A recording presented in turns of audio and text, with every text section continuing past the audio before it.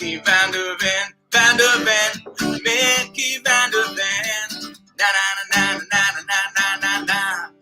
Mickey van der Ven, Van der Ven, Mickey van der Ven. Fantastic. Welcome back to the channel and welcome back to another edition of the Spurs Chat podcast. You can hear one of our guests is James Black this evening. We will come to that in a second, but I just want to say a big thank you to everybody who has voted for us in the last couple of weeks, last couple of months for the Football Content Awards. Now, of course, we have been shortlisted for 2 awards this year. The voting has now closed. It is now come to a close. So the final will take place at the Tottenham Hotspur Stadium on the 21st of November. So thank you so much for all of your incredible support. Of course, we are in the middle of the international break, but the Premier League action will continue and restart on Saturday at the Tottenham Hotspur Stadium. Spurs will host West Ham United. Now, as per usual, I've got 3 very special guests. Now, of course, you've just heard one of them. James Black is back with us, the voice of Spurs. James, how are you, mate? Yeah, really good, really good. Yeah, been over in Malta with Melvin, part of the tour. He hosted me for a great event. Yeah, I'm very humbled to see that people want it in different parts of the world, and in a very happy place. I mean, I'm living a dream job. Very good. James, you really are. Half at Brighton, obviously, which took a massive turn. Well, you really are living the dream because you are literally all over the place right now. Tell us where you've been visiting recently. I know you've been over with Melvin at Malta. You've been with Simone, of course, channel regular over in Italy. You've been all over the place. Yeah, it was just started. There's going to be I think it's about 20 odd dates. And as I'm going through and people seeing footage of what I'm doing, more people are adding in. It's been amazing. Now talking to people in Dubai, there's talk of Australia and going to other parts of Europe. And I'm open to places in UK as well. I want to do as many as possible this season. So yeah, played Malta was amazing. Melvin put on an amazing event there. It was actually in Gozo, but it was incredible. Then I did Spurs Italia. Just done a Yorkshire Spurs event on Saturday, which is great. And it just keeps going. I think it's Portsmouth and Dublin next. Wow. Well, of course, James, you were in Yorkshire with Yorkshire Spurs, with Paul Coyett, with Michael Dawson, and of course, Sandro. And Michael Dawson phoned or FaceTimed Ledley King because, of course, it was his birthday a couple of days ago. And let me say, you are literally everywhere because you were on Great Britain News this morning. Right, happy birthday to who? Oh, it's Ledley King's birthday yesterday. So I was in Leeds with Yorkshire Spurs. There's me and Michael Dawson were there, and also Sandro. Anyway, it was Ledley King's birthday, so we thought what we try and do in front of about 200 people is wish him a happy birthday. Have a look at this and see how you think this went. And Ledley didn't know this was happening, and it was him in the back of a cab. Here we go.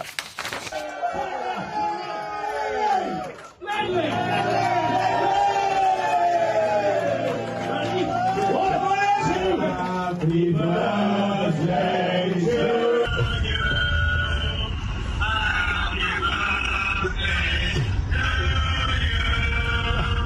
Happy birthday. Happy birthday to Very good. So, very good. That's what I'm going to do for your birthday next time. Well, that was led by you. Led by me. I was very, very did you, good. By the way, what did you think of the singing? It was quite nice. I thought you were very good at conducting the Do orchestra you think so? there. That was, I was just getting into Get my the part. crowd going. How old was Ledley? Spurs legend. Ledley was, oh my goodness, Yeah. I think 42. Uh-huh. I think 42. Just in case you asked me that one of the birthday. Yeah, we're I making know. notes now. I think, blimey, tables are turned. I've got the faces. But he looks 33, Thank Ledley, you. don't you? Thanks, No. Coity. James, this is absolutely fantastic. Every time I see you now, you put a smile on my face because, of course, you have come such a long way. You know, interacting now with all former players. You had Sandro on the stage at the Tottenham Hotspur Stadium only a couple of weeks ago. Talk us through how this all started and where you're at now. Well, it's unbelievable. Like that itself. I was talking to Ledley's wife. I come up with the idea during the day, and I spoke to Yorkshire Spurs. Said, "Let's, can we make this happen?" We was in talks with the club about it, how we're going to do it, and I just couldn't believe. Like, I was talking to Ledley's family about doing a surprise whilst Michael Dawson was over there making the call, and I'm just Tottenham over everything. So it just still blows my mind, and to be involved and being close to these people who are legends to me. Like I say, I'm Tottenham over music, and nothing else comes even close to Spurs. So it's an always pinch yourself moment. And I was there. I remember just part of the night signing shirts. I'm thinking like the worst footballer in the world is signing a football shirt. What's going on here? It's all a bit crazy, and it's all down to just how cool the Spurs fans have been and how much they've taken me into them. And I'm so humbled by everything. Being over in Malta with Melvin, well, I was walking in there, Melvin, I'll tell you, there's people sort of who knew me, and that itself is just crazy. I just don't. Yeah, I'm still not getting used to it, but I'm very, very humbled by it, and it's all down to you guys. And I'm just a man with a mic, you know. I'm a very, very lucky boy. Well, James, keep up the great work, and it's great to have you as one of the family on the Spurs Chat podcast. Of course, one of our own. Back with us is another one of our own, Craig Dearman. Craig, how are you? Yeah, I'm all good, Chris. Yeah. I can't wait for the Premiership to get going again.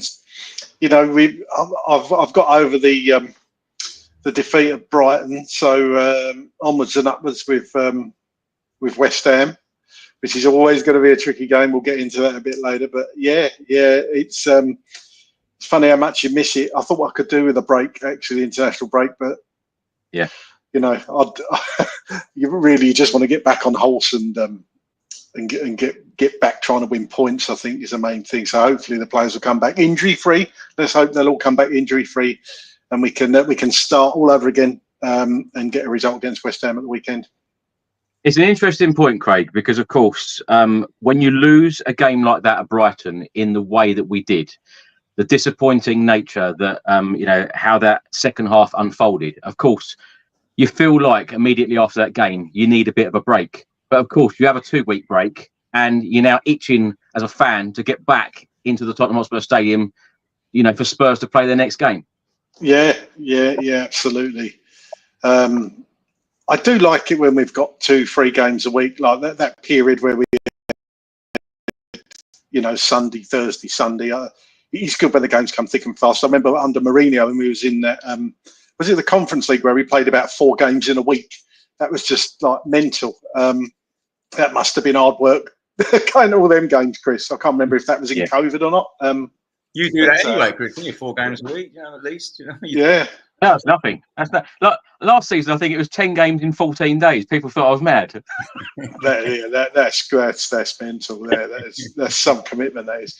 But yeah, no, it is funny how you think, oh, can't be bothered with this lot anymore, and then the next day, you think, by the Tuesday, you're kind of like, I want the Spurs to be playing again. So yeah, I'm looking forward to Saturday, even though it's one of the games that I dread the most. I know everybody's got their own, and obviously Arsenal and Chelsea are up there for me, but West Ham is in that top 3 for me.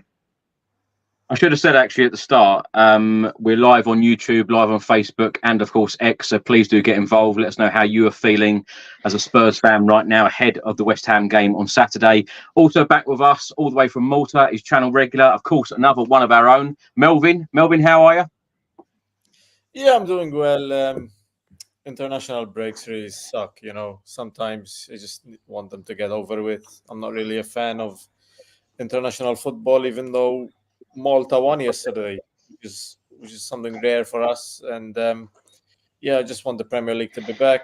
Be watching Spurs, be talking about Spurs, hopefully celebrating a win. Or I'm excited to be talking about Spurs, and I'm still on the buzz from having James here for the event, and we had fun and we got to talk and got to know each other and joke around. And I actually was woken up in this room from a nap by the voice of Stairs.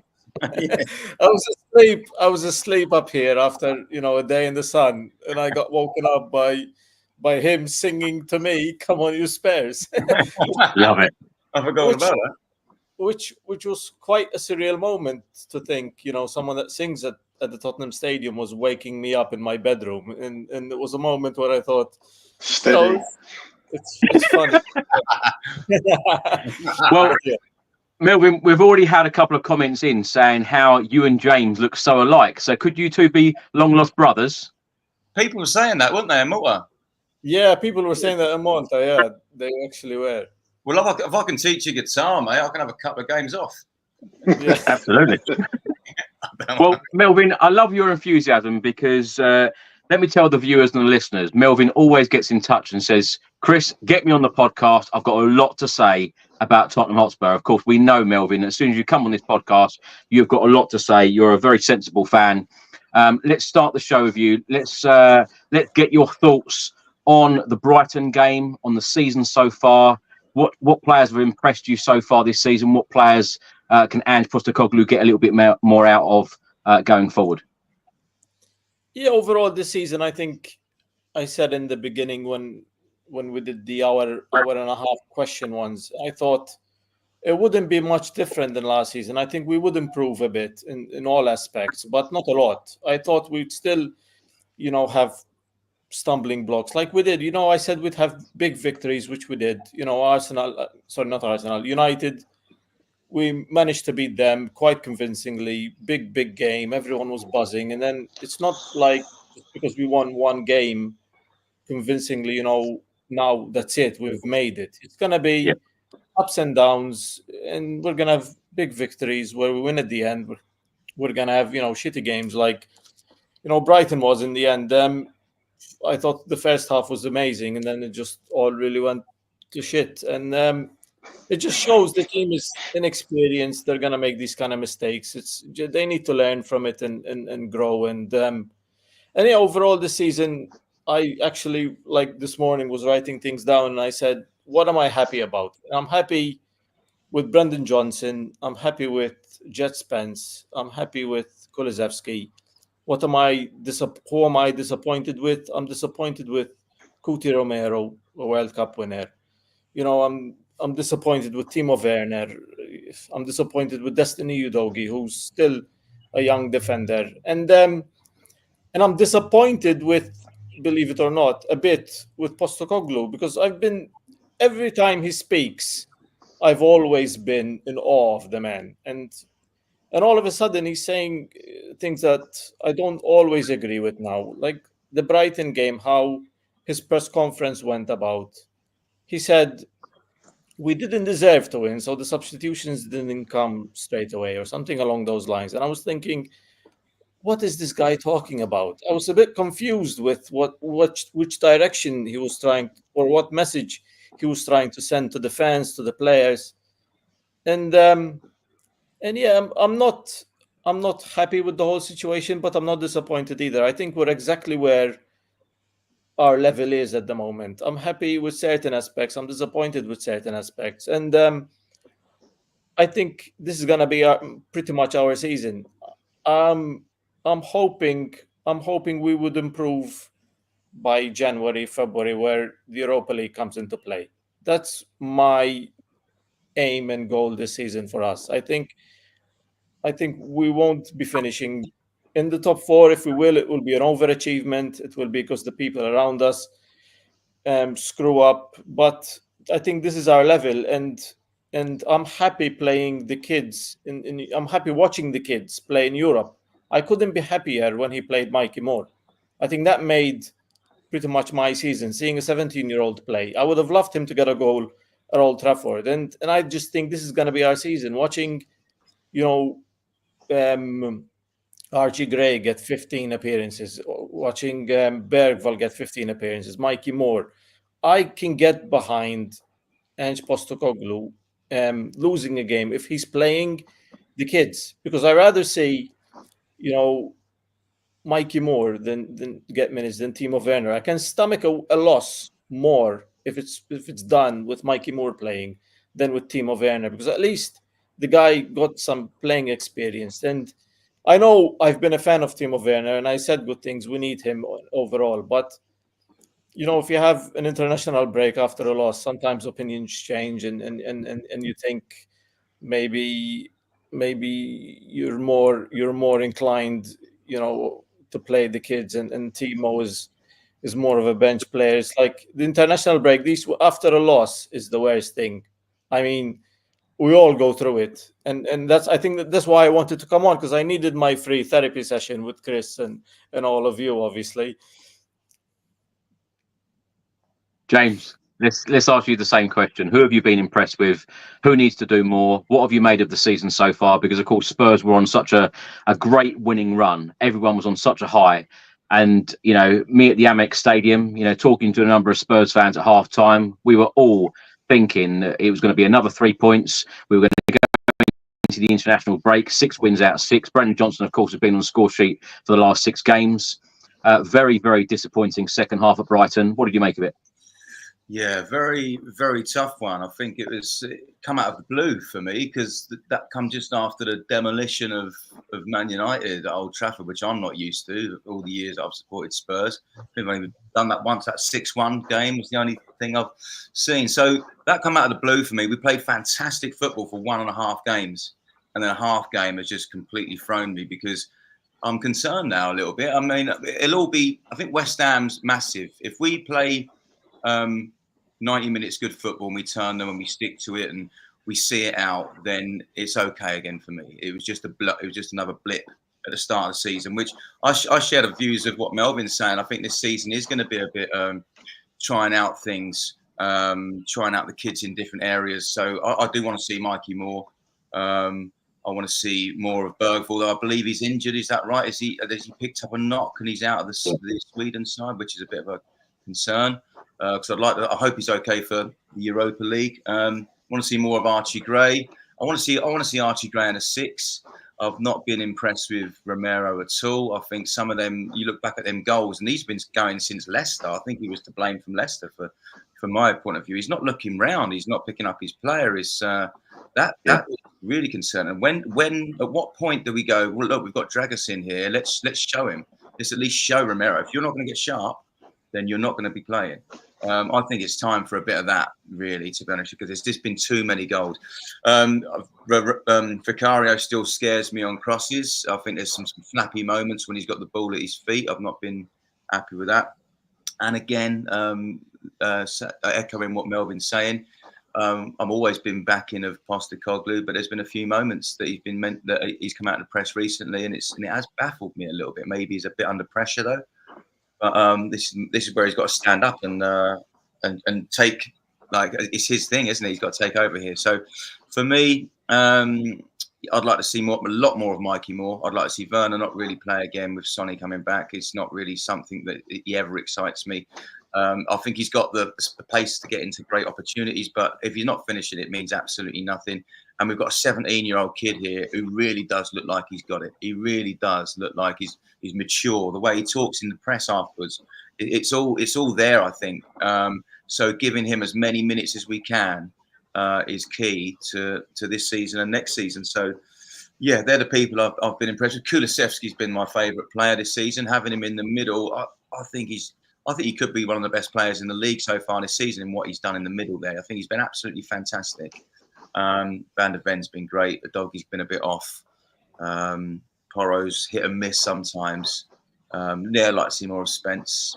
And Johnson, I'm glad that he's come through what he's come through, and looking forward to seeing more of him as well. James, going back to talking about Ange Postecoglou, of course, there is at the moment still a lot of criticism from Spurs fans for him, particularly the way that we lost that game in the second half against Brighton. A lot of people criticising him for not making subs or changing things earlier. What do you make of that criticism? Because every single journalist that I speak to, and one sticks out into my mind, Vince Rugari, the author of Ange Ball, the Australian journalist, he says that, you know, this has happened everywhere he's gone. You know, there's always been doubters. Ange has always proved people wrong. He's always delivered trophies. And this is just a pattern. What do you make of it? I think there's some truth in that. I mean, he wouldn't have been written down if it wasn't some truth. And it is. We did see very similar patterns. And I guess as Tottenham fans, our first concern is, yeah, but that's the Scottish League. This is the Premier League. There's a massive step up. Has he got it for this? But I mean, I still believe in him. I really do. But I can honestly see where the doubters are coming in now. If he's coming out, it's the things that he's been saying though. I didn't like the thing he said about the NLD. It's not just another game for him. It's like, I guess he understands it, and he's not on social media like we all are, and we can sort of say, well, we go into work, aren't we, in the morning, lose that game, and it's absolutely everything. It's not just another game. It never will be. And to understand a Tottenham fan to say something like that is quite full on. There's that, and the changes in the Carabao Cup when we really need a trophy, and what he said against Brighton, and them not making the changes. They are, for me, slight concerns now. And I can see why people are doubting him. But I do think he'll come through, and I do think he's ripping it up. He's not just slightly changed that team. You go back to a season and a half, and it's so different, such a different squad and team, that he has ripped the whole thing up. And it does have to take time to settle. And I still believe that it will. And I still believe it's going to come good. When that was clicking, it was unbelievable. And some of the statistics coming out, attacking at XG for and XG against in the possession, is very, very impressive. It's just that every time they get the ball, we just look like we're going to lose a chance. There's that, which is obviously massive. But if that bit was tinkered with, we're a very, very good team. Craig, let's come to you on the season so far, and I just want to show you some stats here. And Postecoglou's record as Spurs boss: 51 games, 27 wins, 8 draws, 16 defeats, 45 Premier League games, that is 2 in the League Cup, 2 in the FA Cup, 2 in the Europa League. What have you made of Ange Postecoglou's time at Spurs, and what do you make of the criticism that he's receiving right now? I think what we've all got to remember is the absolute mess that he came into when he was appointed. It was never going to be a quick fix, and this is still ongoing. You can see it's a still ongoing work in progress, this squad, and the way he wants to play. He hasn't got all the players in he wants yet. He's never said himself this is finished. He's nowhere near finished. So, as I've said many times on here, I think we're just going to have to be patient and accept that results like the one against Brighton are going to happen every now and then. You know, we soon forget the performance at Manchester United. You know, we were 2-0 up in that game, 3-0 up, and we actually killed the game obviously at 3-0, and that's what we didn't do at Brighton. I'm convinced if we'd gone 3-0, we would have gone on to win that game. Now, you could turn around and say, if you're 2-0 up away, you just shut up shop. He's never going to do that. He said he's never going to do that. We never stop is his motto. So you're going to get games like that where a pressing team will get back into the game. Our players are going to sadly react like they did against Brighton. We're going to get this occasionally. It's not every week. I don't think our performances have matched the results this season. I think we've probably we should have won more points from the actual performances that we've done this year.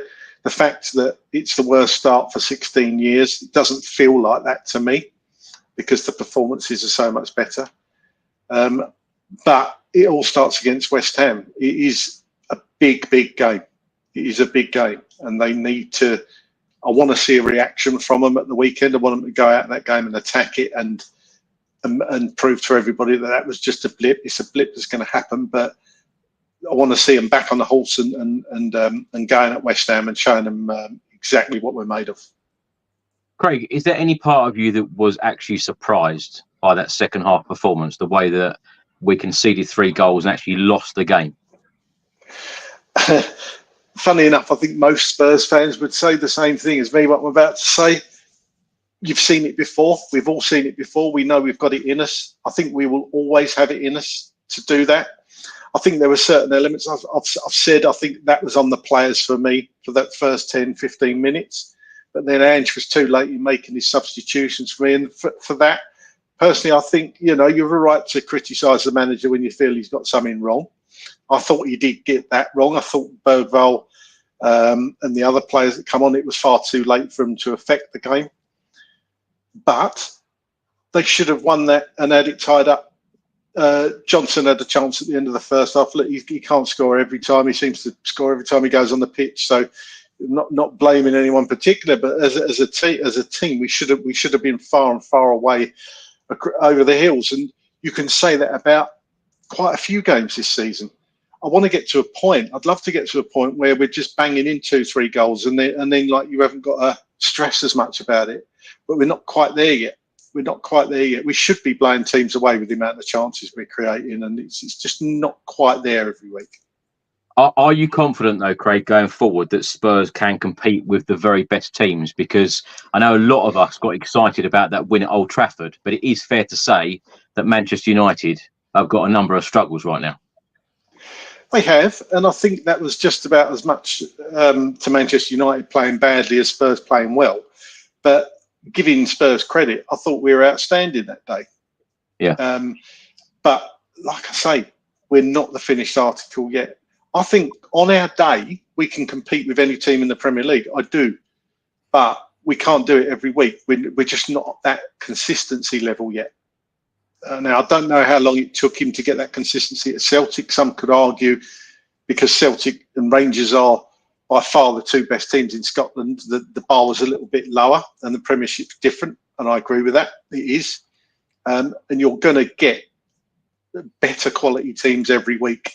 So we've proved we can do it at the likes of Old Trafford. I mean, you've got to remember, regardless of the fact about how bad Man U plays sometimes, it's still Manchester United and it's still Old Trafford, not a happy hunting ground for us.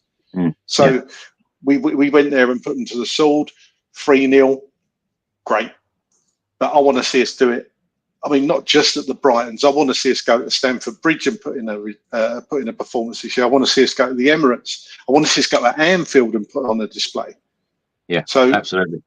You know, these aren't happy places for us, are they? And I don't need to tell you that, Chris. You go every year and come back miserable on these podcasts, but quite rightly, because they're not happy places, are they? Absolutely. I'd love us to go to the likes of the Emirates and Stamford Bridge and Anfield and pick up points.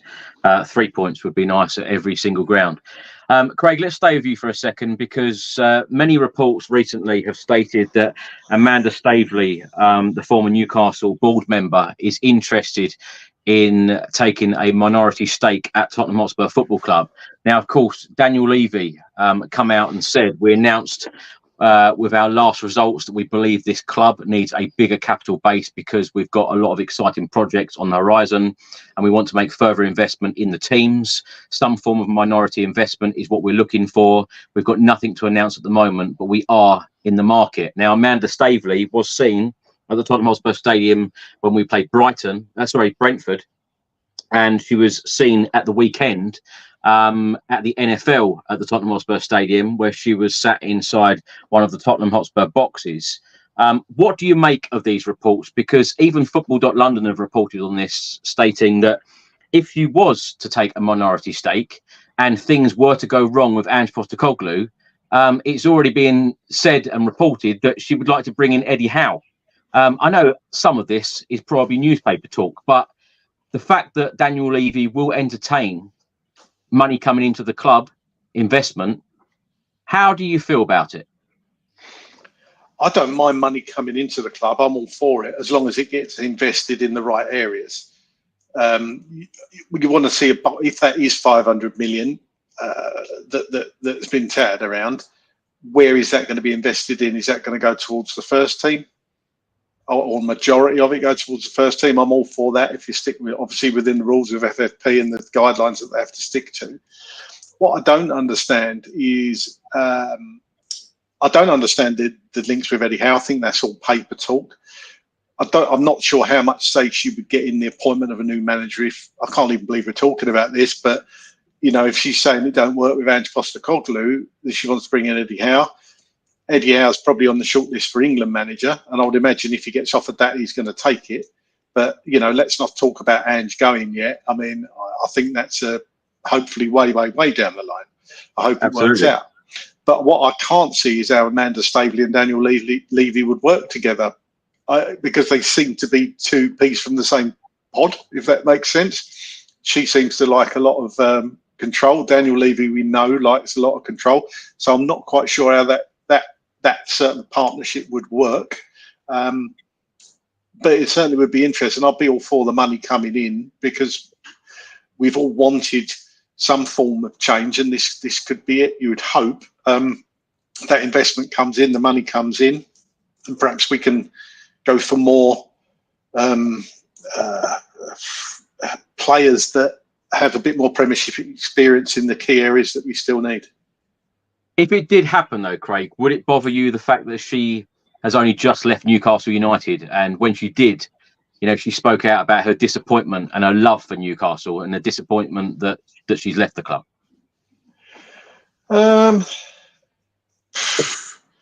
To a degree, but if she's already looking to invest in another football club, it doesn't seem to me like she wouldn't be doing that if she wasn't just in it for the investment possibilities. She obviously liked Newcastle, but did she fall in love with them that much because she's looking to invest in another Premiership club? So I think she'd soon get over that.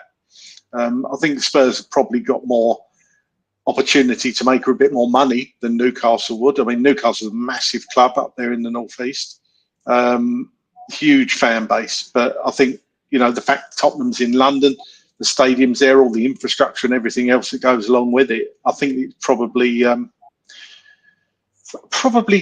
very, very nice looking to her. Everything we've got, and she's going to be, for want of a better word, she's going to be smelling the pound signs, because if you've got that sort of money to invest in Tottenham, you are going to make a return on that investment.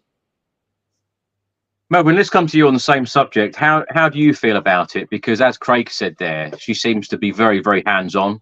Daniel Levy, of course, as we know, is very hands-on. Could this work? I don't know.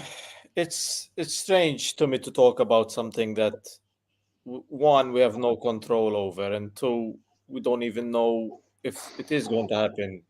I remember sitting here and talking about Conte.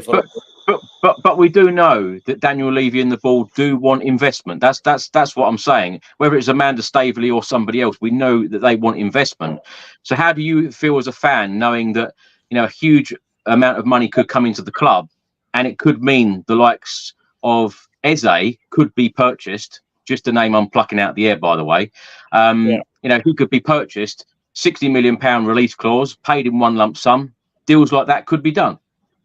Yeah, I mean, isn't this whole, the whole project? This is where it's headed in a way, because we have the financial capabilities to be spending 300-400 million without breaking FFP, and if it's Levy and Enoch's way of getting more cash into the club, being able to compete with all the big boys financially, with Manchester City, with United, with Real Madrid, Barcelona, whoever, and we already can compete with them, but this would put us, I think, in another level. I think we would be able to pay, if clubs want 50, here's 55. It would be that sort of transformation, where before it would have been, you want 55, we'll give you 40, and then maybe we'll give you the rest,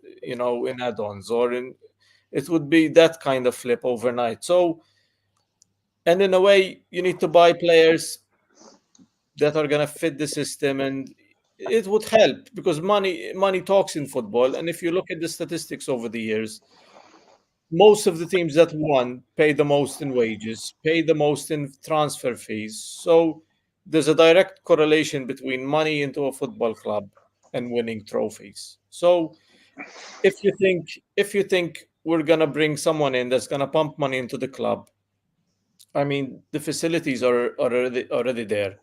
It's not going to make a massive difference or change to what we already are. There's still going to be concerts. There's still going to be NFL events. And on top of that, there would be, outside investment. I don't think the club will change. It will still be Tottenham Hotspur. We'll still see, each other at the games. We'll still see James Black perform at the stadium. It won't change. I think we've plugged him enough tonight. Yeah. Carry on. Darren, what was you saying, sir? You haven't said anything yet, Craig. Your turn. Love you, James. Love you, James. Buy the album. Yeah. I don't think the club would change a lot. The only difference would be we'd have more money in the bank. and we'd be able to compete financially. And footballing decisions will always fall down to Postecoglou and the recruitment team. Do I think we have much better team to handle money? I think so. I think our recruitment has been excellent in the last 3-4 years. I think since Paratici came in, hopefully he's still in charge and in the background, because I kind of think Paratici knows how to win titles, and the way he directed or was part of the Juventus system is kind of what I wish Spurs would do. I think football clubs when are I've seen the Michael Jordan documentary, and when you think Michael Jordan, what he won, yes, he had good players around him. You had a star, but you had also an established team that built these types of teams. So when you think of Spurs and what we're doing at the moment, I think we're building a squad that will compete for a long, long time. I think we're just in the beginning of it, sort of like what Alex Ferguson did with United, and when he had Beckham, Giggs, Scholes, he had a young core, which he went far, and then over time he plucked players from here and there where he spent the money, but he had the core of his team there. And I think Spurs are trying to do that slowly by, being a home base for the best young talents in Europe. I mean, I had friends of mine who don't watch Spurs tell me, where did Vuskovic come from? It's like, where did you guys find him? And all of a sudden, other teams are being jealous from our signings, and they're asking me, how did you get Archie Gray? It's like, where did he come from? Where did Bergvall come from? And all of a sudden, they're starting to hear these names. Like, we know about them, but it's like the club is doing a little bit of a magic trick in the background and buying these young talents. I mean, since when did the player choose Spurs over Barcelona? That's never happened in my lifetime. Well, of course, a lot of these players are for the future. Now, we've spoken at length on this podcast in the last couple of months about players for now. That, of course, one of them players is Crystal Palace star Eze.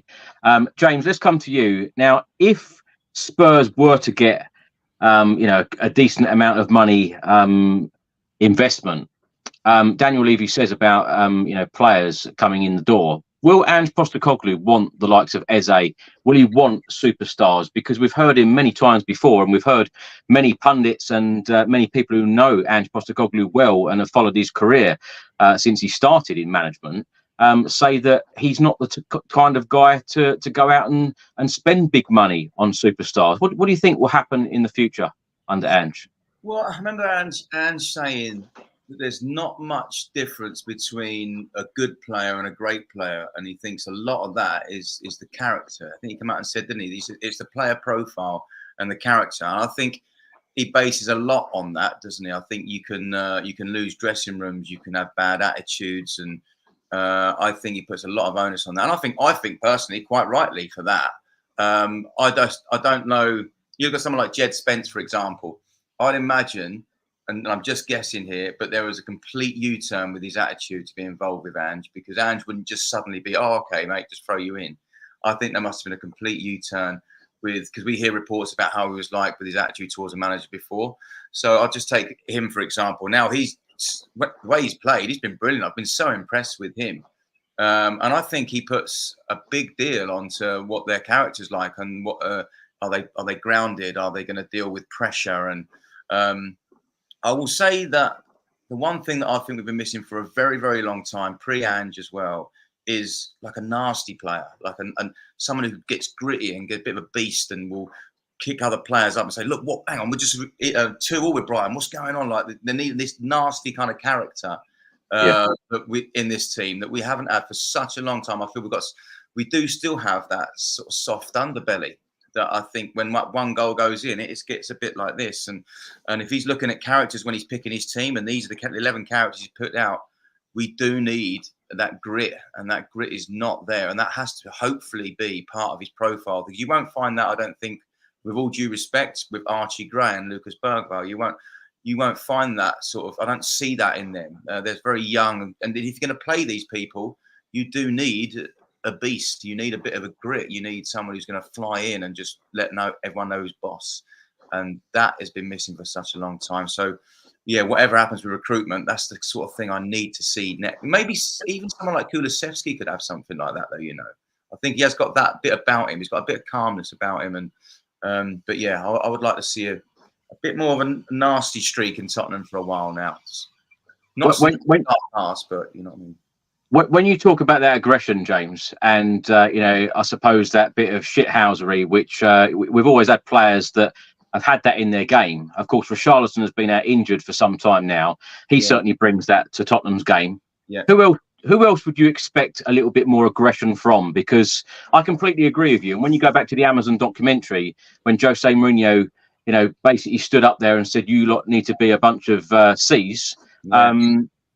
I think it stems back to then, because even he recognised that Spurs need to be a bit more aggressive in their game. Now, one thing I do think is now the one that would spring to mind is Romero, and I think we've taken that out of his game a little bit because he was getting off a lot of it. So there's a balance there, isn't there? And I think maybe it might have gone a little bit too far. I don't really know. That's his performance is how he was. He was on the edge, wasn't he? Yes, the red cards, yellow cards, they're horrendous, and we can't have that. But that it seems to have gone way too far the other end now. I'd like to see a bit more from Basuma. I see a few of his tackles that do sort of show people who's boss a little bit. In Europa League, I saw a bit of that. But I want to see a bit more. I actually want to see a bit more from Maddison. He's he's a senior player there now. He needs to take the lead. I want to see it more from Vicario. I want to see that instead of flapping around a little bit more in a box, take charge of the box and take charge of your defenders and do what teams have been doing to us last season. Learn from that. I think that part of the game has to be done by every team. That shithousery and dark arts. Those down the road do it way too much. It's embarrassing and it's over football. But to have a little bit more than what is quite essential, I think, to survive in the Premier League. You have to have some of it. You have to be showing people who's boss, especially when you're at home. And this is our pitch. This is our stadium. We can't have people like that, like other teams running us through. So I think Romero, Basuma, Maddison, Vicario are the ones that I think should probably stand up a bit more. James, we'll stay with you because, of course, the Tottenham Hotspur Stadium have hosted a couple of NFL games in the past week or so. Most recently on Sunday, Chicago Bears taken on Jacksonville Jaguars. Ange Postecoglou and Daniel Levy were in attendance at the Tottenham Hotspur Stadium on Sunday. And as I've mentioned already, Amanda Staveley was also there. Ange Postecoglou exchanging shirts as well with some of the players. And I thought there was Amanda Staveley, sorry. Timo Werner and Jed Spence were also in attendance at the Tottenham Hotspur Stadium. I just wanted to play you this clip as well. This is the atmosphere from the Tottenham Hotspur Stadium on Sunday.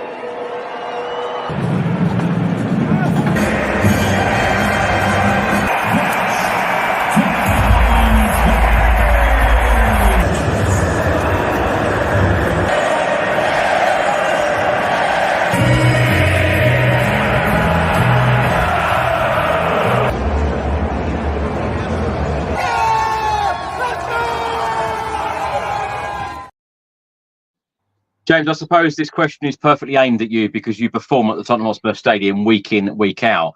How is it performing there in front of the fans? And what other events have you been to non-football? Because I must say, from a personal point of view, I've been to lots. The rugby, the NFL, the concerts, the boxing was absolutely amazing. The Tottenham Hotspur Stadium can certainly put on a show, can't they? Yeah, I mean, Well, firstly, the playing there in front of the fans is exactly how any one of you would think it is. It's an absolute dream. I remember someone asking me what was your dream job as a kid, and I'm pretty much doing it. So it's that big for me. It's unbelievable, and I'm a very lucky guy. We've got the best fans in world football, and I totally can totally see that, and I'm lucky enough to play in front of them. In regards to other events, I've only been to one other, and that's the boxing, and that was brilliant. The atmosphere was amazing. I loved it. But in regards to being like an old school football fan, obviously you think football and Tottenham should be just this and should be just that. And I understand the fans' point of view on that, but I do believe that this will happen to every club now. I think it's almost going to be a bit of a blueprint, because how expensive football is, and having a stadium there and it can just do one thing will be a thing of the past, because they're going to have to roll with the ins and outs of football and all the money that's needed, and you can't just have a stadium just laying dormant, and it doesn't make sense in any business, does it? I suppose that's just a business head on. That's just me thinking of, even if I wasn't a Tottenham fan, looking at, say it was Everton were just doing this ground and we were still at White Hart Lane and they were doing this, I'd definitely think there'd be a part of me going, that's quite clever, because you're going to get more money. But the key is what happens to that. You know what I mean? So when the money comes in. But yeah, I think the atmosphere has been brilliant in the stadiums at the event I was in. It was fantastic. It's interesting. Yeah, it's interesting actually. When I went to Edinburgh for the Hearts v Spurs game in pre-season, I actually stayed in the hotel at Hearts, and they've certainly gone down that route now of hotel and, as you say, James, not keeping the stadium empty, and they're trying to use it every single day, hospitality, conferences, etc., etc. Craig, let's come to you on the stadium. What other events, non-football, have you been to, and what have you enjoyed there? I haven't been to any other events. I've done the Skywalk and all that, and done the go-karting, but I've not been to any concerts or boxing, or certainly not NFL. I've never liked American football at all. My dad was American growing up, and he, on the rare time it was on the telly, he'd put it on, and I'd say to him, what's this? And he said, this is football. I said, it's not football, they ain't kicking it. Christ almighty. It bores me to tears, if I'm honest. He did tell me growing up, he said, you have to choose a team. I think I chose the New York Jets because I liked the green and white colours, but that was about it. He was from Oklahoma, so I don't ask me what team's from Oklahoma, I couldn't tell you. But so I used to have to watch it, but it bored me to tears. I couldn't tell you many of the rules. It's just not a thing for me. I know a lot of people love it. A lot of people really like it, but the main thing for me is I love the fact our stadium has it. I think it brings a completely different audience and gets the Tottenham Hotspur Stadium name out there. I totally agree with James. That stadium, if you just use it for football, is going to be used a maximum of 30 times a year if you get to cups and everything, and that's if you're lucky. So if you can use that stadium every day for something different and you're making money, as long as that money's invested back into the first team, I think it's the way football's going. I think it's a good business plan. I think it's the way to go. I know a lot of people don't think that way. I do. I think that clubs have to diversify, and I think we've got it pretty spot on. And more the merrier. I think they should try and get more events there, because if that stadium's just sitting there doing nothing, it's not making you any money. So I'm all for it, absolutely all for it. Craig, let's stay with you. Let's talk about the international break. And one player that I wanted to talk about is Dominic Solanke. I felt that he was going to get a real opportunity during this international break. Of course, Lee Carsley gave him 20 minutes or so in the Greece game, which England lost 2-1. An unused sub when England beat Finland 3-1 on Sunday. Are you disappointed with the lack of game time that you got over these two matches? Yeah, absolutely, and obviously he will be as well. I mean, it was a weird one against Greece, almost playing a false nine. Or you could say the same about Ollie Watkins. He would probably be a bit disappointed. He didn't get much game time. It was a weird one for me, that Greece game. A team we should, on paper at least, be beating. There's no teams in that group that I think we should be winning all our games. But England. Imagine being a Tottenham fan and an England fan. It'd be both. Seriously, like you said, Chris. I think me and you had a conversation. England are the international Spurs. Just when you think they've got something going, they let you down. So, and obviously we've got to go win all our games and then go to Greece and get a decent victory in Greece to qualify. Of course, we're going to Group A. I think New York Jets are bottom as well, by the way. What's that? New York Jets are bottom as well. Just to let you know. Oh, are they? Yeah, don't surprise me, mate. Honestly, that's typical, isn't it? Honestly, Jesus.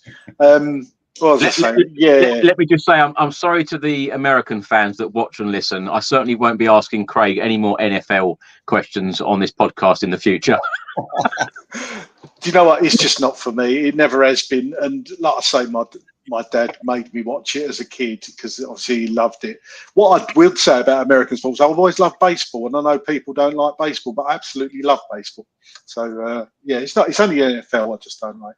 And hockey. He's digging himself out of the hole now. I'm trying to. Yeah, I'm being honest though. I'm always honest. I don't like NFL, so stop it. What was I saying? Yeah, Dominic Solanke. I was a bit gutted for him actually. I thought he probably deserved a few more minutes. And the game coming on so late, what's he going to do? He's not going to do so much. You could technically say he got an assist for Bellingham's goal, but he didn't know much about it really. I think he caught his ankle. Yeah, I thought we'd get a bit of a run with Harry Kane being sidelined for that first game, but sadly it didn't. Thought he deserved a try though. But I bet he was glad getting back into the England fold after 7 years. So it's progress. Melbourne, a couple of real pluses. Brennan Johnson on the score sheet again for Wales. 7 in 7 for him. Of course, he's suspended for the next one, having picked up a couple of yellow cards. Radu Dragushin with his first international goal for Romania. A couple of real pluses during this international break. What have you made of the Spurs players on the international break so far? Yeah, I mean, Johnson, I'm buzzing for Johnson. I mean, I always backed him to score and to be a good player and to come good. And you know me, I always back any player that wears the shirt. And now that he's scoring, it's like we're relying on him. My dad told me I think he was watching the news and he said Johnson's not in the next game. So he assumed he was injured. And he told me Johnson's injured. And I freaked out and I went online to check to make sure that he wasn't, because we're now relying on him for goals. I mean, I know we have Solanke, but now he's in such good form. I think every single Spurs fan would be gutted if he missed the next game for West Ham, because I think he's in my fantasy team now because he keeps scoring. I mean, the thing is though, Melvin, in this system that Ange Postecoglou likes to play, every single player in that final third should be scoring a hatful of goals every season. How we play. Yeah, and it's slowly clicking. You know, we're learning how to score in a way. It's like baby steps with Postecoglou and the system. I mean, we're still in a way, we're still in our, 1.5 season. We're not even half through our second season. We're still learning to play, and we're still learning how to. I know the team hasn't changed much since last season, and we have Solanke up top, which he's an improvement on Richarlison, but we're basically pretty much the same team. I know Bentancur is starting to find his feet again, and Kulusevski's moved to the middle, but we're still learning. We're still learning how to win games, and the Brighton performance, the first half, in the beginning of the season, we didn't have the confidence to score those goals, and now all of a sudden, we scored 2 quick goals. We could have been, 3. We could have had the game pretty much done and dusted. And you could see the inexperience of the team when fans all of a sudden start to mention Højbjerg's name. Because what did Højbjerg offer us? That no fan wanted to keep Højbjerg, but Højbjerg offered experience, something that we don't have much in the team. He offered game management. He last season, Postecoglou was bringing him on with 10-15 minutes to go to calm the game down, to keep it tight. Even though Højbjerg used to do this, even though he used to bring him on to see games through, he'd give away that one ball that would nearly give you a heart attack. But bar that one mistake, we don't have players like him, and the players are still learning and adapting. And with you were asking me about Johnson. He's one of the players that I really, really get behind, because after all he's been through and he's scoring now, it's like he's turning a real page and he's becoming more and more exciting to watch. And with every single goal that he scores, I just go like this at home, like I'm shushing all of his haters and the people that abused him online. And I go like this. I know no one's seeing me and no one's, but I just do it for him because he's the one that suffered. And now we're the ones that are enjoying, but we're the ones cheering him on as well. Because I certainly wasn't one that sent him those messages online. I would be the exact opposite. I would like every single photo that he posted in a way to give the guy encouragement. He's 22, 23 years old. He's playing for a big, big club. And Chris, you saw his father in remind me, in Budapest, right? Yeah, Ferencváros, yeah. Happy was his dad now that he's scoring. I mean, how happy must how proud is he of his son? Because I'm proud of him, and he's not related to me. He just wears my shirt. He plays for my football club. I mean, his father must have been buzzing. You couldn't wipe that smile off his face. He was absolutely ecstatic, and it's great to see. And it's great to see this turnaround in Brennan Johnson. James, actually, let's come to you on Brennan Johnson because actually, have you got a song about Brennan Johnson?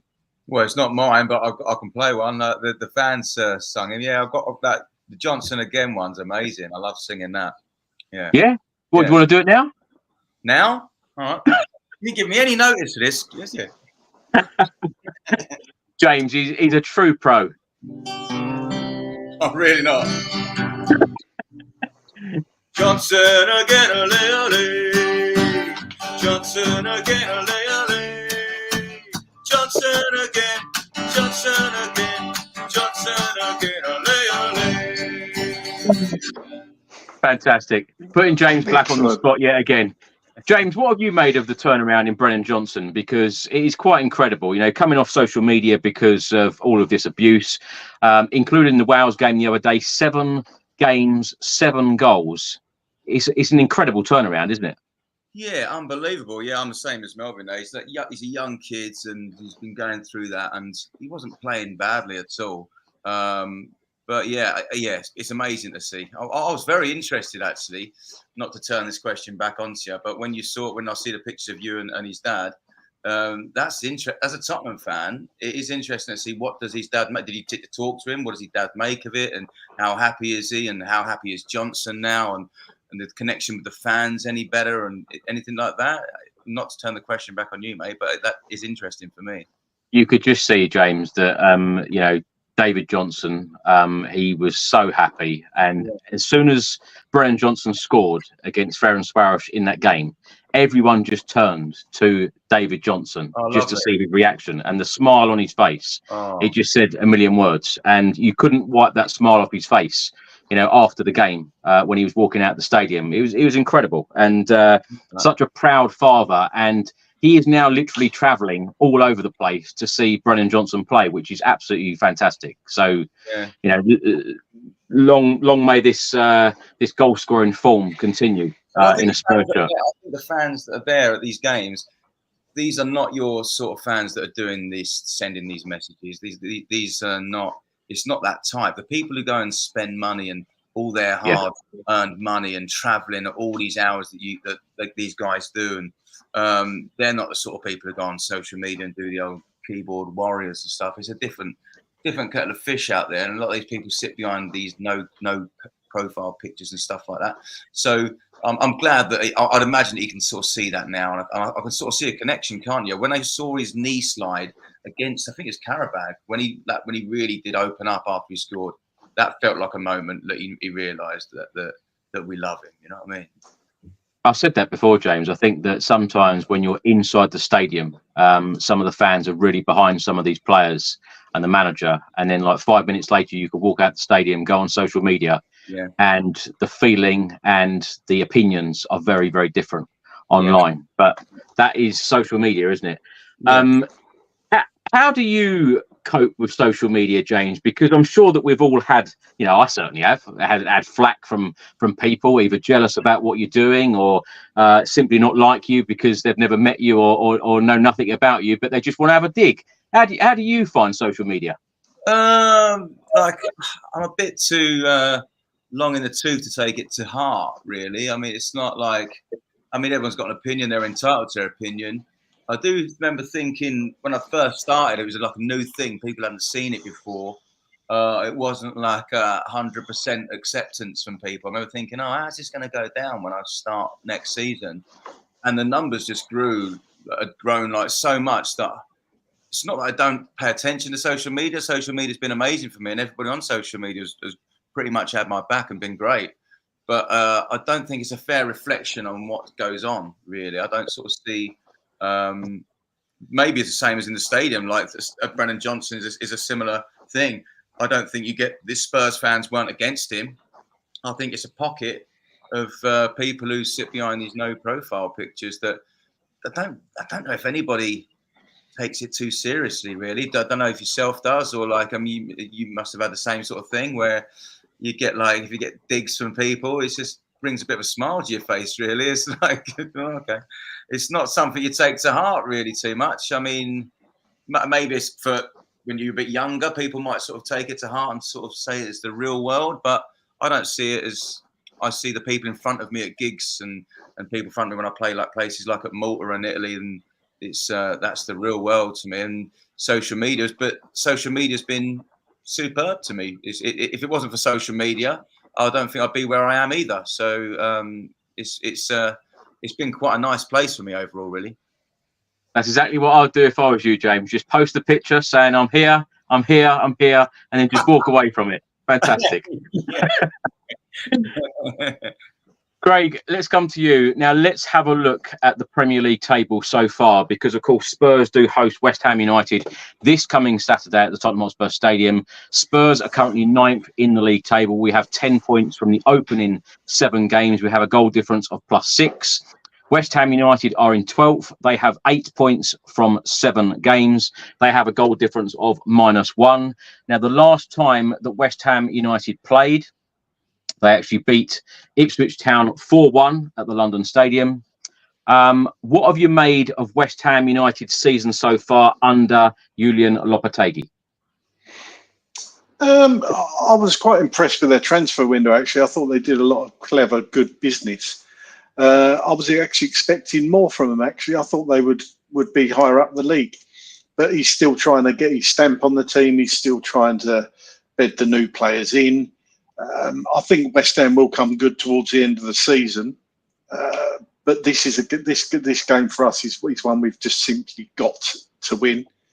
That they are a bit up and down, West Ham, obviously, a bit like us in many ways. But I think we've certainly got the edge on them. Squad, who's got the better squad? He's clearly Tottenham, but we know that game doesn't always go to form or to. Everything kind of goes out the window. I'm still having nightmares about that game when they came back and beat us 3-2. As Gareth Bale missed that chance in 80th minute, whatever, and then they scored 3 with Lanzini getting that winner, which was just, he'll never hit another one like that in his life. So we know they love. Was it 3-0? Of course it was. Yeah, I know. It felt like a defeat. I know. Yeah, exactly. I could have sworn we lost that game, but yeah, you're right. Yeah, 3-0. Yeah, they dined out. All my friends dined out on that for about a year after that. It was just horrendous. But look, they love. I mean, they were the first team to score at our new stadium, I believe. I think it was Antonio. Were they the first team to win at our stadium? Possibly. Yeah. One year, wasn't it? Yeah. Yeah. So look, the fans hate us. The team probably hate us. So we've just got to go there and beat them. There's no two ways about it. They raise their game for us, no matter what kind of form they're in. I don't think it matters in this game. A huge London derby, 12:30 on a Saturday as well. I hate that time kickoff because it's just the worst time. The only time worse than that is Friday night. So, yeah, we just got to get off to a good start. And it doesn't help, actually, with players like Romero coming back. You know, that that early Saturday kickoff's not good. Craig, when I was talking to Jason Cundy on the podcast last week, we mentioned about rivalries, and we mentioned about the rivalry between Spurs and Chelsea, and he said it is the biggest rivalry. And of course, we know the rivalry between Spurs and Arsenal, and we know the rivalry between Spurs and West Ham. Why are their games against Spurs the biggest game? Why are we the biggest rivals to three clubs? I have no idea. I actually asked I was having this discussion with my friend a few years ago. He's a West Ham fan. And I was talking about Arsenal. I was saying about the scum, call them the scum like everybody does. And he said, well, you're our scum. And I said, what? But can I just ask you seriously, why are you our scum? He went, I don't know. You just are. You're our scum. And we want to beat you. I was like, okay, fair enough. You can't give me a reason. I mean, is it the nearest geographical Premiership football team? I don't actually know where this. I always thought it was that Tottenham, Arsenal, Tottenham. They got their hatred. Chelsea was always. I would have thought that Fulham would have been their big game, and West Ham are standing there going, "Oh, nobody. We don't hate anyone. We'll pick Spurs." That's how I always thought it would come about. But for me, because like I say, where I live, a lot of my friends have tons of banter with it, but they absolutely want to smash us every time. It's their biggest game of the season, these two games. We say that we look for the Arsenal games first. They look for Tottenham. Let me tell you, they look for Tottenham home and away. So it's a really interesting dynamic. It's always fascinated me why that is the case. I can't tell you why. I really can't.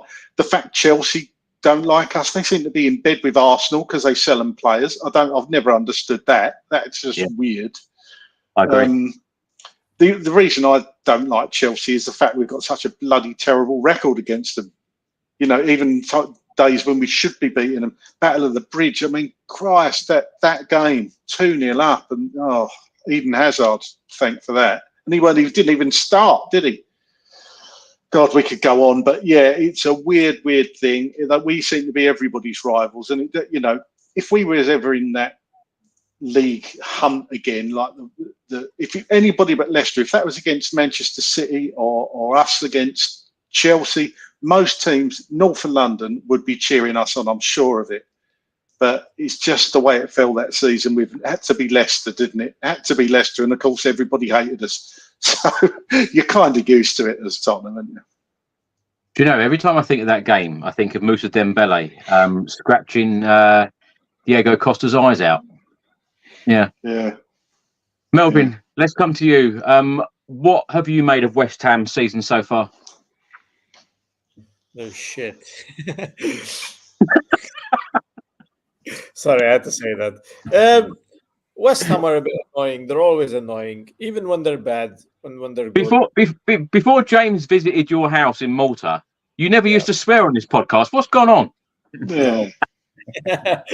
Been listening to Gary. Yeah, that's true. With West Ham, they're a strange club because their rivals are Millwall, but it's only because Millwall's not in the Premier League. So they kind of try to create something with us. I think they see what we have with Arsenal, and they kind of think, we should have something similar. Because I think they see the North London derby, the build up to it, how hot it gets, and how passionate both sets of fans are. And West Ham think we don't have that in the Premier League. So they kind of created one of their own. For some reason, they chose us. Like, I think similarly with Chelsea. Chelsea don't have, a heated derby that goes back, to the roots, to our history. It's like they had to generate this type of derby in their head. And West Ham, for them, it's a lot bigger when they beat us instead of when we beat them. When they beat us, they go about it like, they in their head, they think they're a bigger club than Spurs. And I never understand why. And even ex-players used to say, I think Jermaine Genius once said, he's like, he couldn't understand why West Ham were so much up for the game when he was a player. Because for the players, it was always, Arsenal and then Chelsea, and then it was West Ham. But it's a strange derby because when we win, yeah, you're happy, but you've just beaten West Ham. It's not like you've beaten Arsenal or Chelsea. So we should be always beating West Ham. The only problem is they tend to play in a style of football where it's tough, physical, demanding. You need to be on it, because if you're not on it, they will punish you. And they have those sort of players where, Antonio and Souček and these tough players. They're experienced Premier League players. And last season, especially without Kulusevski in the middle, we struggled with physical teams. I remember going to Fulham and just we couldn't get a grip in the game, and they beat us physically, and we weren't a physical side. Even though we have some strong players, our midfield was quite weak. I know Papa Sarr is he's strong, but he's still a lightweight player. He's very skinny. And we had Maddison, who's not the strongest and most physical player. So teams would dominate us physically. And I feel West Ham are one of those teams as well. If they cannot compete, with the skills and all of that. So they try to muscle their way through with Antonio and Souček. And I know Paqueta is Brazilian, but he's not the most skillful Brazilian I've seen. I mean, I've seen him at AC Milan, and he was an AC Milan reject, and no one wanted him at Milan. And then, so when we were linked with him, I wasn't really a fan of Paqueta, even though he does score the odd goal, and they're not a bad side. They've had, from what other fan base says, a good transfer window. I disagree. I don't really rate the signings they've made. They've made signings that are usually risky. It's like a 50-50 with West Ham. West Ham like to take risks with their signings, and Spurs, I think, are a bit more measured. But sometimes, they bought a striker, and I don't think he's found the net much yet. It's not like Solanke. Solanke was more proven in the Premier League, and I just want to beat them and get the 3 points over the line, and we move on to the next game. But we need to keep our momentum going. And I know we lost to Brighton, and I'm disappointed with that. But it will show good character from the team to get back to winning ways. And they need to put in a shift, because it won't be easy. And at the same time, I'm also trying to have a look to see if Postecoglou does any changes. Does he drop Romero? Does he play Dragizin? Does any changes? Does he play Jet Spence? I know he keeps playing players through to get them into form. Last season, he didn't drop Maddison once, and Maddison was terrible last season at the end of the season. So I'm trying to see what Postecoglou is trying to do. He always plays what's in his mind is the best 11. But I just feel sometimes he needs to change a player like Jose used to do. But Jose used to drop a player if he played good for 80 minutes but made one mistake. Jose would drop the player. But Postecoglou keeps insisting with the same 11. So we'll see what he does. If he does he ever change? For example, Udogie needs, I think, a rest. Needs a change. Play Jet Spence. You can rely on Spence. I think he's a good player. He's good enough to play West Ham. I think he's fast. I think it would do him good for his confidence. I'd like to see him change something. Bentancur is playing well. Kulusevski's playing well. I don't know. Change something. Start, for example, Mikey Moore. Get the fans all excited. I think we're playing at home. He's not playing away. It'll be a good start for Mikey Moore against West Ham. It will get, I think you'll be in the stadium, Chris, and I think the fan base would go crazy if they heard, his name called out, and it would create a really good atmosphere just before the start of the game. I know it would get me really excited. Come on, I want to see this kid score against West Ham, a 17-year-old. It'll get you excited. Do something like that. Get the fans. Don't play the most predictable lineup all the time. Change it. We'll talk about the lineup in a couple of minutes. James, let's come to you. Let's have a look at the head-to-head in Premier League history. Played 56 Premier League games. Spurs have won 26. West Ham United have won 18. 12 draws. Now, Spurs have won 15 at the Tottenham Hotspur Stadium, and West Ham have won 6 either at White Hart Lane or the Tottenham Hotspur Stadium. James, what does this fixture mean to you? Yeah, I kind of echo what the guys are saying. I don't really see as much of the rivalry. It's more them than us. I see it as remember that cartoon when Scrappy Doo's trying to punch and the guys are standing there going like he's not so bothered. I see it like that. It's West Ham, you know what I mean? So it's I see it like that. They want it to be a fight. They're really like into it and that, and Scrappy doing it, and we're just like, okay, it's West Ham. And I think that annoys them even more to get even more blood boiling because we're like, what a perfect way of putting it. Yeah, do you know what I mean? A Scrappy Doo's like that, and he's just going through. He's going, that's how I see it.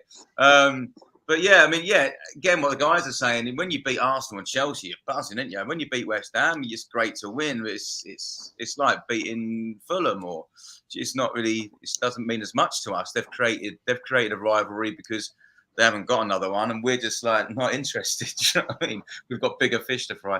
I shouldn't be saying all this a couple of days before the game. But yeah, that's kind of how I see it. I was playing at the stadium when Antonio did score, and it was the first time I had to suddenly play a completely different set. It's the first time we'd lost at the stadium. We'd had a great run, hadn't we? But yeah, I don't see it overall as a deep rivalry. I do like watching them. This is where it is, I suppose. Like, as a Tottenham fan, when you see Arsenal lose, it's like, yeah, great. Or when you see Chelsea lose, it's great. And when you see West Ham lose, it's decent, but it's not. You're not buzzing, are you? You're not like, oh, I'm glad they've lost as much. It's not as big. You don't look for their results as quickly, or like you're not as into it, man. So yeah, it's not. I don't really get the rivalry, but they've had a few good results against us recently. I'm a little bit concerned on it. That one was it when Bowen was against the post and it come back out and they got lucky. It was that 3-1 or something last time we played them at Spurs Stadium. I think it was 3. Yeah.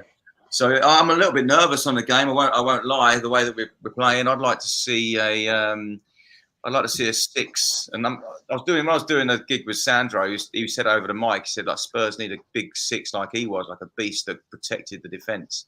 I'd like to see a performance like that a little bit more, but some protection for the back line because they have got players that are going to hurt us. But yeah, we'll come on to predictions soon, I think. But yeah, Scrappy Doo for me, mate. Honest, yeah. James, Scrappy Doo or not, the last couple of seasons, of course, West Ham United fans have been extremely happy because they won the Europa Conference League. Yeah. Does this prove this season under Ange Postecoglou that Spurs should go all out to try and win the Europa League, because it is a massive opportunity for a club like Tottenham not only to put a trophy in the cabinet, but to then get a Champions League spot by winning the Europa League. How confident are you about Spurs going far in this competition? It's about 95% of my brain on a daily basis is this Europa League. I think it's massive. I think it's massive to go out for.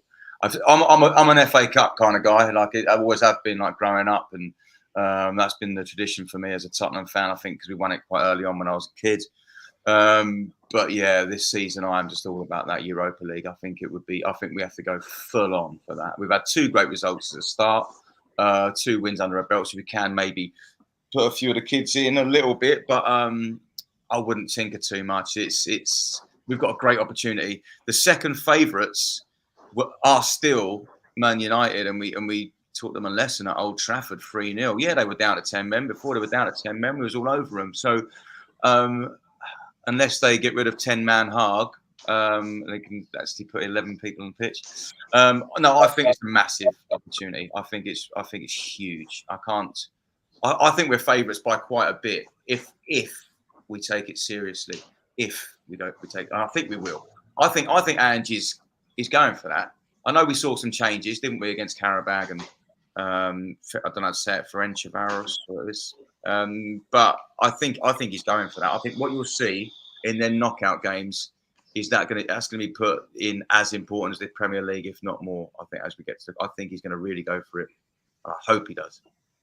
James, of course, a lot of fans have criticised Ange Postecoglou's team selections in the League Cup last season against Fulham, the League Cup this season against Coventry. Of course, you were on the podcast, after that game, which, although we won, we were frustrated by the team selection. Yeah. But it is fair to say, since Ange Postecoglou has walked through the door at Spurs, he's never, ever had a fully fit squad.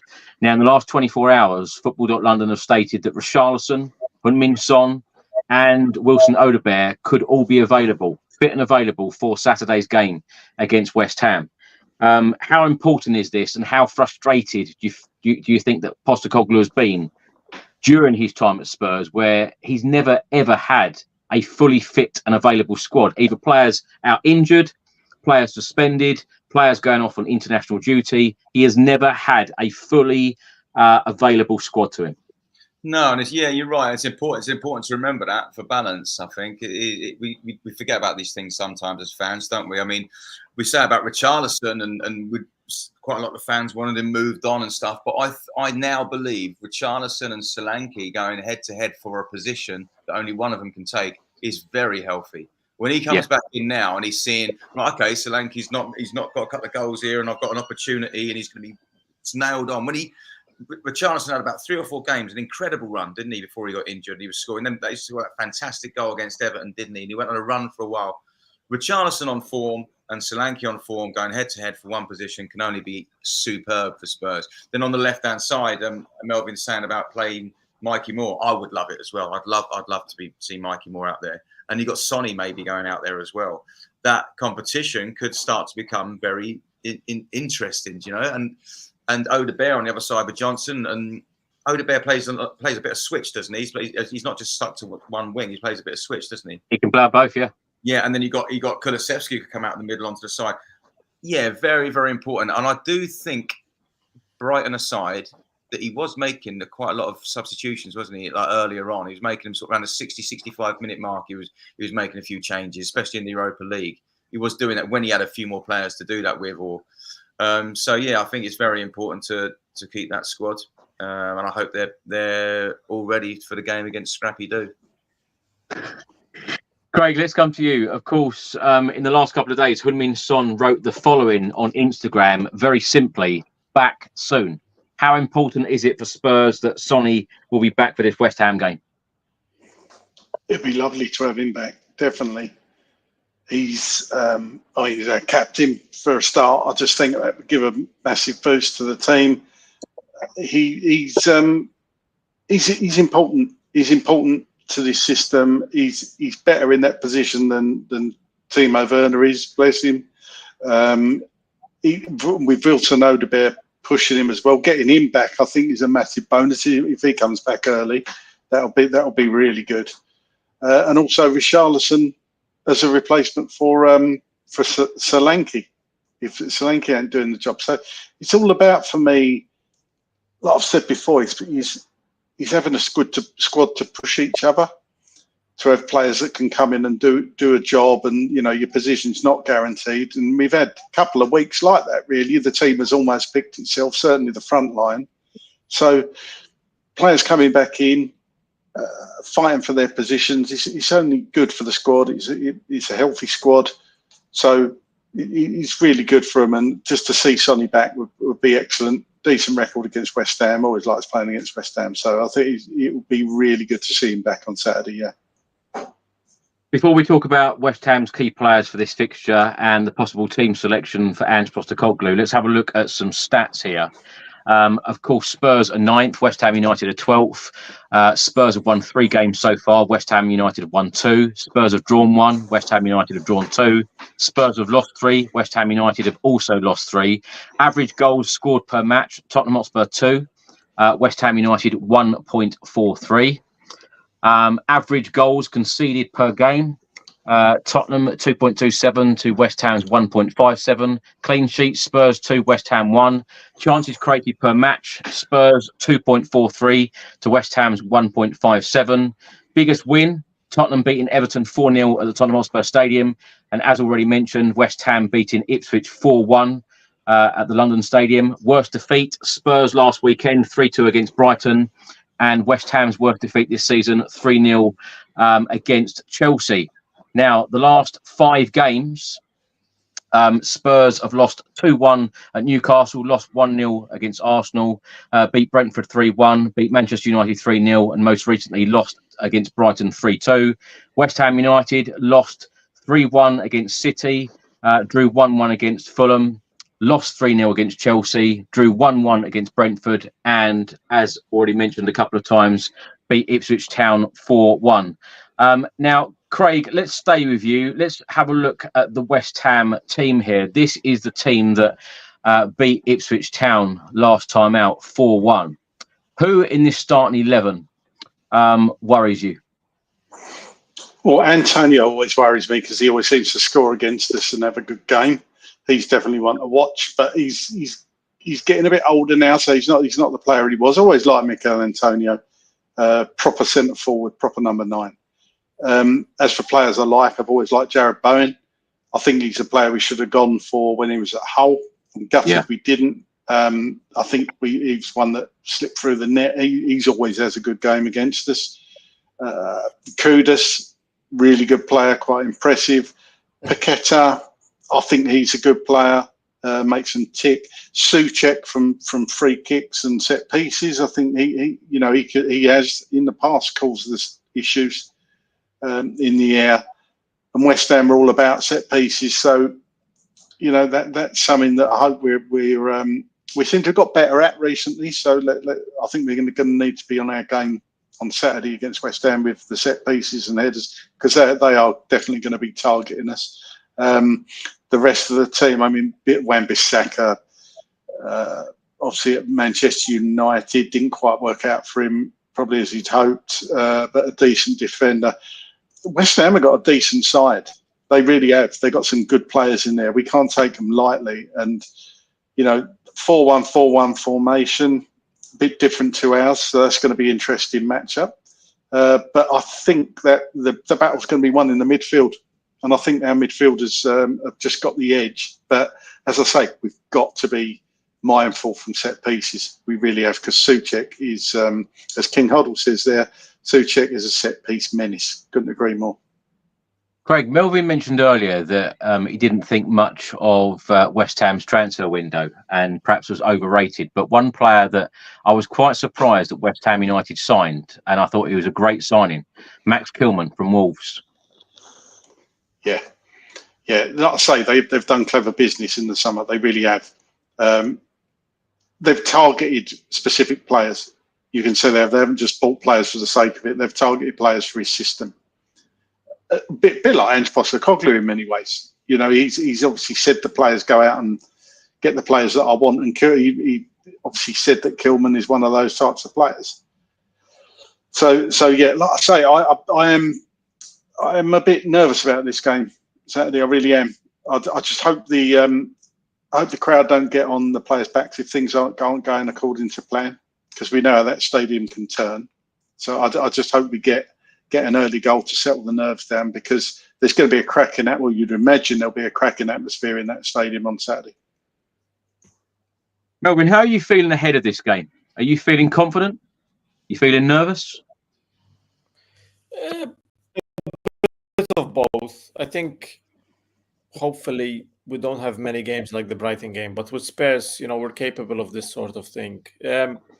I think even with West Ham, they've had some comebacks against us in the last few years, and we've had a few against them. Historically, we've scored some really late goals against them, and you get some and you lose some. It happens in football, and I think with our side, I don't think a draw is on the cards. It's like we will go full throttle for the win, and sometimes you'll get it and sometimes you don't. I don't see us getting a draw this season. I think it will rarely happen. And games like West Ham, it's going to be attacking and open and all the stuff we are experienced with. I think if our defense is on it and Romero is on it, and Romero has a good game when you don't notice him. It's like it's quiet when we have a good game defensively when you don't see much of Romero. He does things right. He does them early. He does them clean. No yellow cards. No crazy tackles. But at the same time, that's part of his game and what makes him a really solid defender. Sometimes, I want to see him tackle Antonio early. Make him feel his presence. Make him show him. You know what I mean? Get a really early tackle. He does it to Haaland, for example. I love it when he does it to Haaland. Haaland has the ball, and Romero has this knack of winning the ball and hurting the player at the same time. And sometimes he gets guarded, but more often he doesn't. And it's something that I really like about him. I love a player that can really, leave one on a player, really tackle and be physical in these type of games. And I think we struggle when Romero was like a bit quiet in that aspect. I think he needs to scare the attack and make Antonio always be looking over his shoulder, thinking, when is this lunatic gonna strike? Because it will confuse their attack, that sort of thing. If you're always having to look back and thinking, when is Romero gonna be striking? If we can keep them quiet, if we keep Jared Bowen quiet, if Udogie can have a really solid game and keep him quiet. I know he had a shaky game, but this is a game for him to bounce back. Obviously, if he plays him, I'm thinking Postecoglou is not going to drop him because he doesn't drop, especially a young player. He plays him back into form, from what I've seen, that's what he always does. So, if we Melvin, I can tell you're absolutely itching to talk about the team selection. So let's have a look at the team that faced Brighton.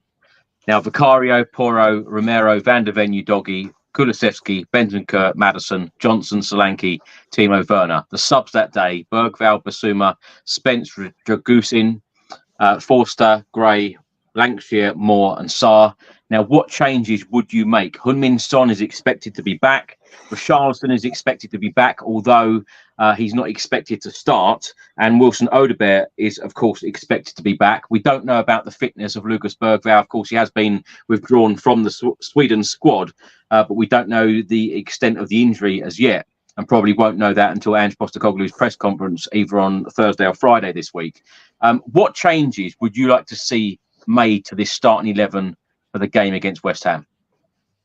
I think obviously Heung-min Son comes straight in for Timo Werner. I mean, he's our captain. He's our most experienced player on the pitch, and I just think he's better overall. Obviously, he's better overall than Timo. I know he's not as quick as him, but we still play a lot better with Son. I think he's a leader on the pitch, which is something we lacked at Brighton.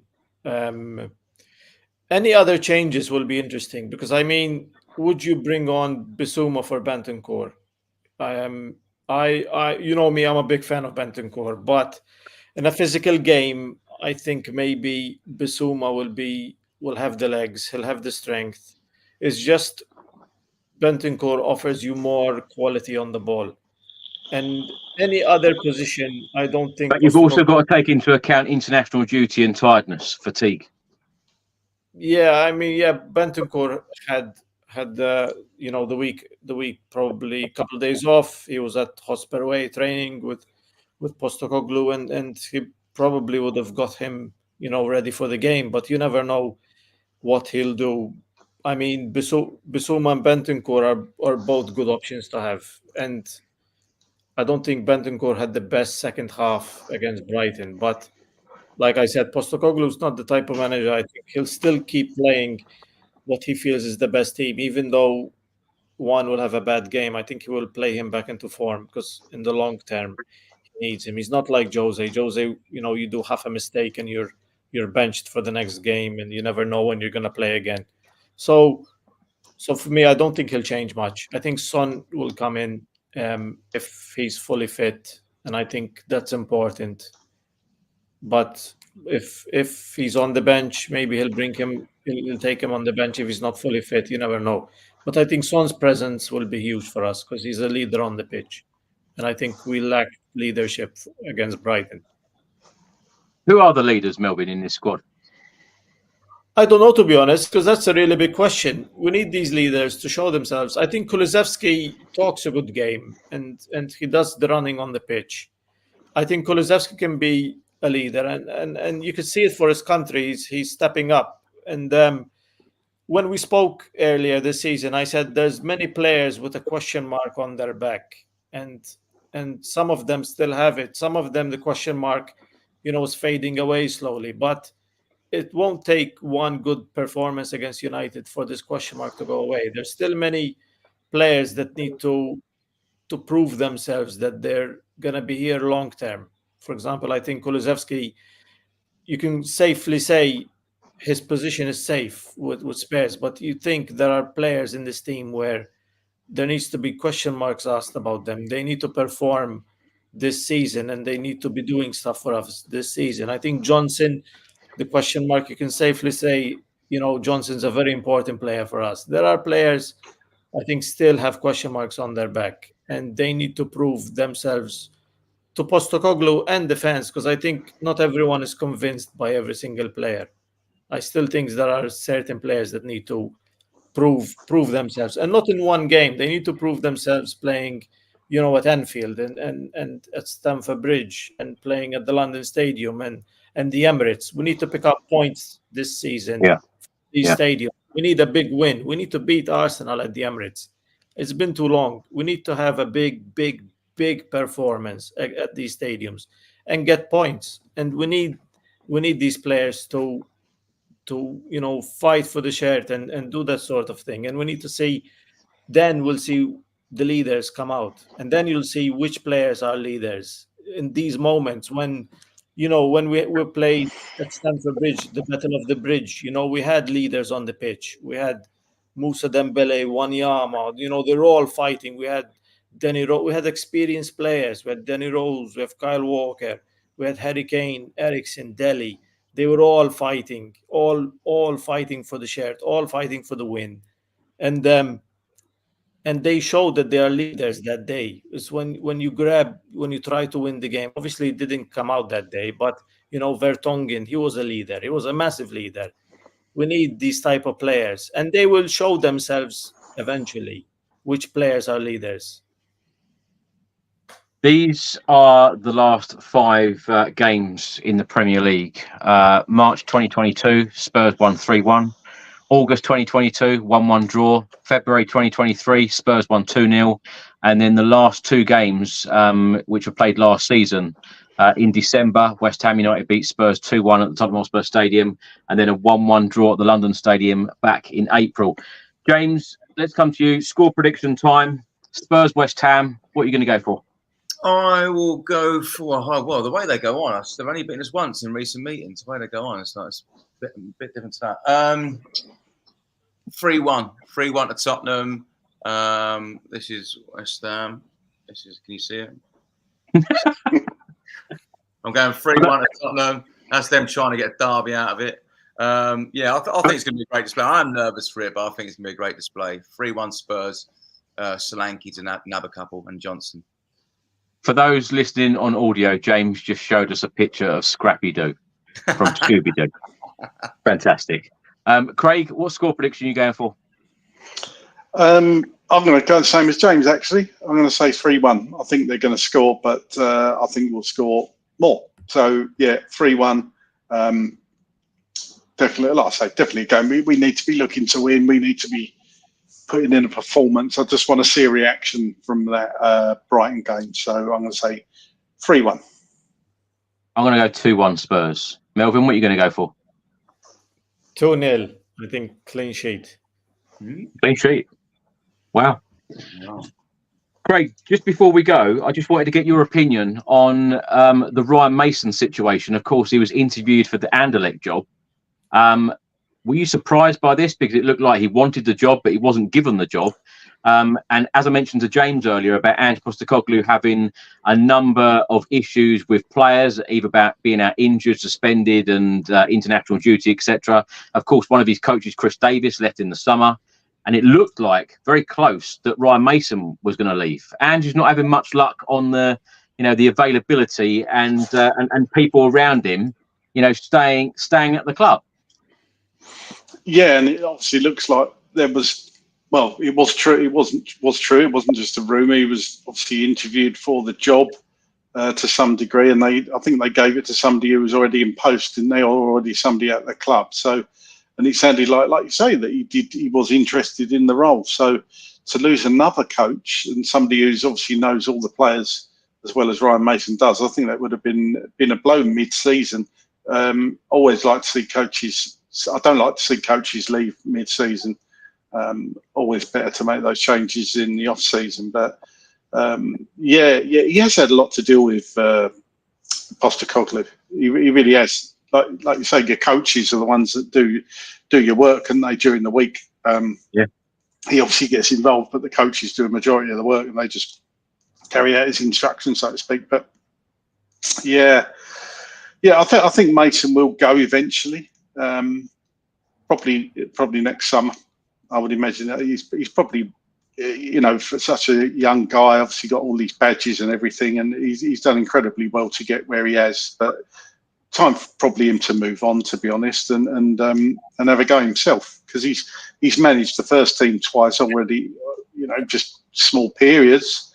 He comes highly recommended. So obviously if he goes, wish him well. But I'm pleased he stayed. Like I say, a person that knows the club inside out is always good to have around, in my opinion. I just wanted to say lastly as well, many congratulations to a channel regular and a good friend of mine, Richard Whitehead, MBE. At the weekend, he ran his 80th marathon in Chicago, and another world record, running this marathon in 2 hours, 41 minutes and 36 seconds. So many congratulations to Richard. Absolutely fantastic. And a personal thank you from me, because we continue to be the most watched Tottenham Hotspur fan channel in 2024. And we have been the #1 football podcast in 11 countries this year, including in 4 countries last week, which is absolutely incredible. And as I keep saying week by week, all these numbers constantly blow my mind. So thank you so much for all of your incredible support. Craig, thank you so much for joining us.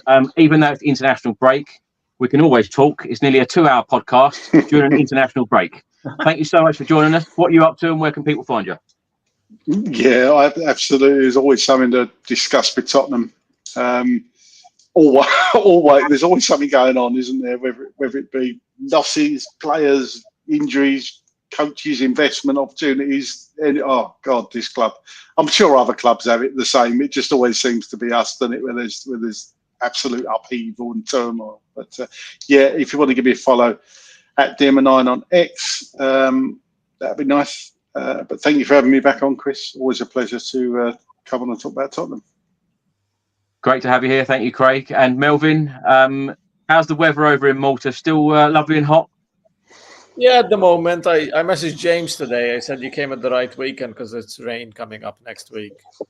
And I think he got the last bit of the summer. So yeah, I'm happy James enjoyed it here in Malta. And if you want to follow me, I'm Melvin Malta on Twitter, and I usually follow back. And I'm happy to be talking Spurs again during the international break. I hate the international break. It's like that period between Christmas and New Year's. You don't know what to do, and you're lost, and you don't know which day it is. I just want the Premier League to be back and resume normality, and hopefully we wrap it up with 3 points. Who did Malta beat, Melvin, by the way? Moldova, I believe. Oh, right, okay. We missed the penalty in the end to get the 2-0. The guy shot it straight over the bar. Melvin, you could sound a little bit more excited about it. Yeah, Moldova.